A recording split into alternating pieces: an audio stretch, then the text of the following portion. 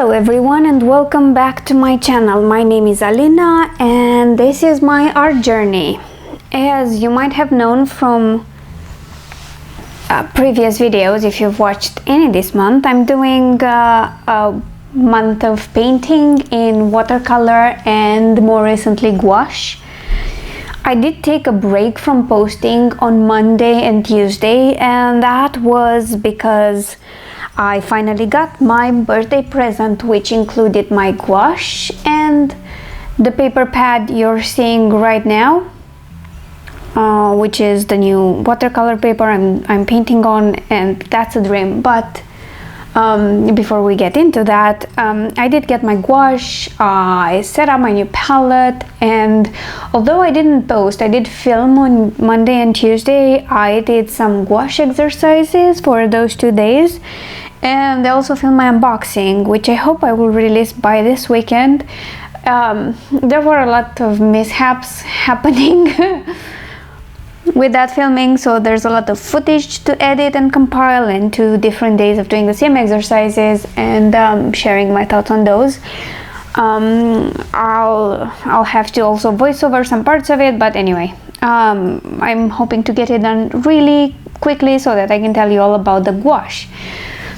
Today's piece is done following a tutorial by Shayda Campbell. I actually had no idea what to do today. I was kind of wanting to do some watercolors because I felt more confident testing the new paper with watercolors, because I've been using them longer, or do the first gouache painting in Miriam Tilson's tutorial. Anyway, in the end, I decided to go with this particular painting because Shayda just released a video on doing watercolor florals. The style was very loose, so I wanted to try it, and I did. Now, there's a lot of talk about the importance of paper and how much it can hinder or help your art practice, and I knew that because I always kind of struggled with my paper. There was a lot of buckling. It always seems to me that it dries way too fast, the paper I have. And then I got this paper, and the moment I saw it, by the way, this is a Fabriano cold pressed paper. It's a mix between cellulose and 25% cotton. It's not the most expensive. It's in theory an affordable paper. It's the most expensive paper I ever bought, and it's not for lack of trying, but there isn't a lot of watercolor paper available over here, so there are a few places where you can order it from, and that's about it. So I knew it would make a difference. I just don't think I realized how much of a difference until I tried it today. I had a lot of trouble figuring out how much water I had on my brush, how long it took for stuff to dry on page, and now I know I can take my time a bit with watercolor because this doesn't dry as fast. Even in this painting where nothing other than the center of the flowers was pre-wet, it stayed wet a lot longer, and it allowed me a lot of room to play. I splattered paint where I shouldn't have. I had to do some lifting, and it worked well. I am absolutely thrilled. I'm just thrilled. And if you're wondering why I'm using the little wells in my watercolor palette to mix today, it's because the piece of tile I usually use as a palette is filled with gouache right now from my exercises, and I didn't want to just wash it off and, you know, waste it because it's quality gouache. Maybe I'll use it, I don't know. But it's been fun for a small painting like this. These wells work really well. I suppose some of them should be used for water, you know, as water containers, but this is how I use them when I need to, and it works pretty well. They're easy to clean. It makes it convenient.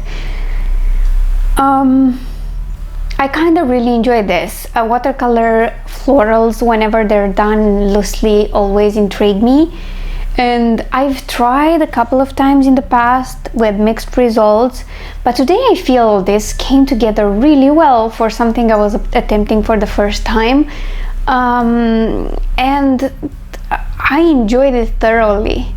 This took about 40 to 50 minutes, and that's because I kept watching what Shayda was doing and then stopping and going back a bit to make sure I understood it.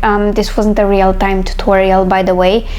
It's sped up. It's like 10 to 15 minutes altogether. So yeah, and I did spend quite a lot of time just mixing colors in the beginning, which helped a lot by the end of the painting. If there is something I regret about this painting, would be the first and last branch of tiny leaves I added at the end. I don't know why. I added a second branch that was connected to this one, and that's where the lifting came into play, and I don't know, that just has a weird shape overall, but I did it off the cuff.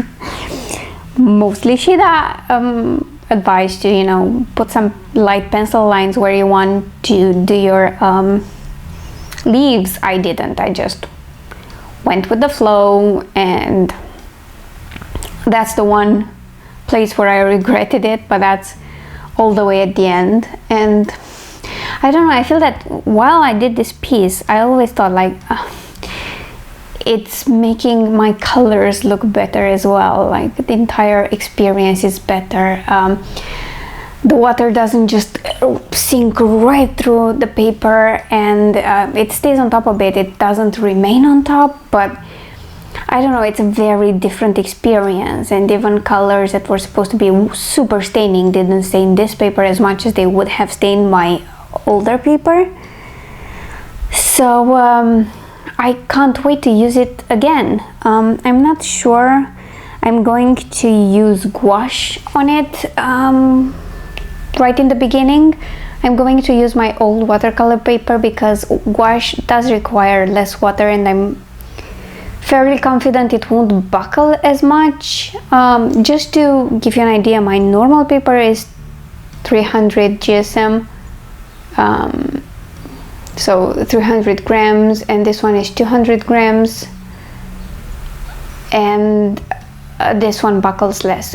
It's also a block, so that might help, but the other one is just like, but gouache does look okay in it, so I'm thinking I'm going to spend a little more time learning how to use my gouache and then move it here, but I'm definitely using this for my upcoming watercolor pieces because it's so lovely.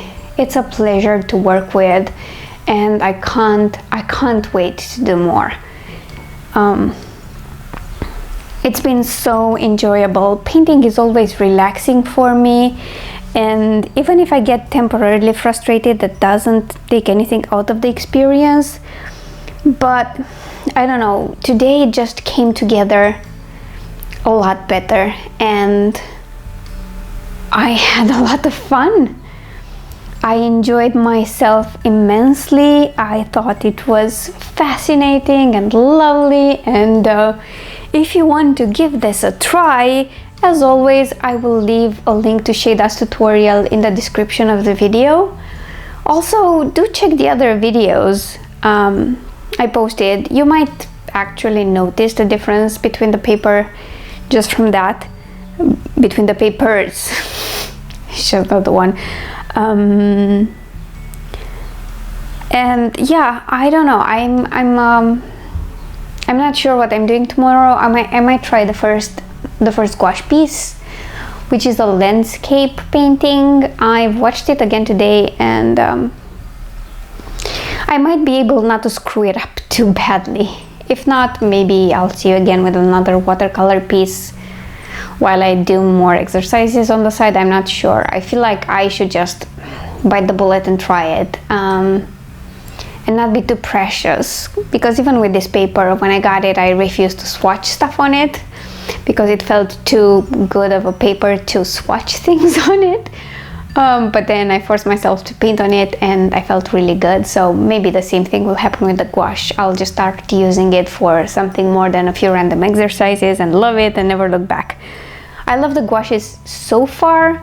I think I got some very good ones for a beginner. They're probably a bit too good for my level, but you know, that's what I could find. So yeah, that kind of wraps it up for today. Thank you so much for being here. Do let me know what you think of this painting and the paper in the comments down below if you want.